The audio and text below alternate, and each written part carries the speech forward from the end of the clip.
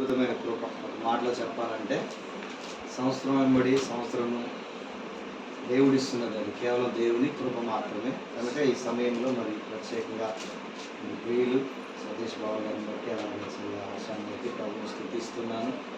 వారి దాంపత్య జీవితంలో మరి గతించిన సంవత్సరములు ఎలా గడిచాయో అంతకు మించినటువంటి ఉన్నతమైన కృపను ఈ సంవత్సరం అనుభవించాలని ప్రభు పేరుట ఆశిస్తూ ఉన్నాను. చదవబడిన కీర్తన నిజంగా దైవజనులు మంచి అనుభవంలో తెలియజేశారు.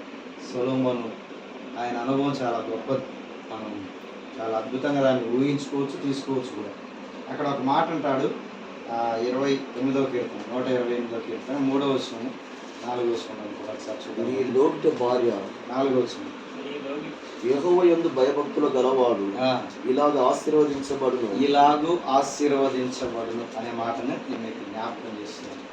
ఎలా ఆశీర్వదించబడతామో పైన కింద వచనాల్లో క్లియర్గా రాస్తున్నారు. నిజంగా మరి సొలొమోను తన అనుభవంలో చెప్తున్న మాట ఏంటంటే, దేవుని దగ్గర మనము ఆశీర్వదించబడాలి అంటే ఒకటి ఆయన చెప్పేది ఏంటంటే, యెహోవా యందు భయభక్తులు కలిగి. ఆయన చెప్తాడు, చాలా విషయాలు చెప్తాడు, చెప్పుకుంటూ అనేక విషయాలు రాసుకుంటూ లాస్ట్కి వచ్చి ఒక్కటే ఫైనల్ స్టేట్మెంట్ ఇస్తాడు. ఏంటి ఆయన ఇచ్చిన స్టేట్మెంట్ అంటే, వ్యర్థము వ్యర్థము వ్యర్థము వ్యర్థం, సమస్తము వ్యర్థం. యెహోవా యందు భయభక్తులు కలిగి ఉండడానికి మించింది ఇంకొకటి లేదని ప్రసంగిలో కూడా అదే చెప్తాడు. సో ఇక్కడ కూడా నేను మీకు తెలియజేసేది ఏంటంటే, మీ దాంపత్య జీవితంలో కూడా చాలా ఉండవచ్చు. అన్నిటికంటే ఎస్పెషల్లీ కావాల్సింది ఏంటంటే దేవుని యందు భయభక్తులు కలిగి ఉండటం. భయభక్తులు కలిగి ఉండటం అంటే ఏంటిది అని ఆలోచన చేస్తే, నాకు ఉన్నటువంటి నా అనుభవంలో నేను చెప్పగలిగేది ఏంటంటే, దేవుని మాట వినడం, దాని ప్రకారం జీవించడమే దేవుని యందు భయభక్తులు కలిగి జీవించడం.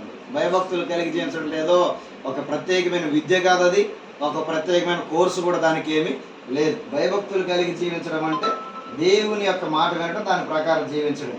అపోస్తలుడైన పౌలు ఎప్పుడైతే దేవుడు దర్శించాడో ఆయన దేవుని మాట విన్నాడు, ఆ ప్రకారం జీవించిండు.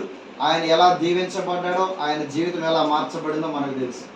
అలాగే దేవుని యందు భయభక్తులు కలిగి జీవించడం అంటే ఆయన మాట విని ఆ ప్రకారం జీవించడంతో పాటు, దేవుని యందు భయభక్తులు కలిగి జీవించడం అంటే మనలో కూడా ఒక సమర్పణ రావాలి.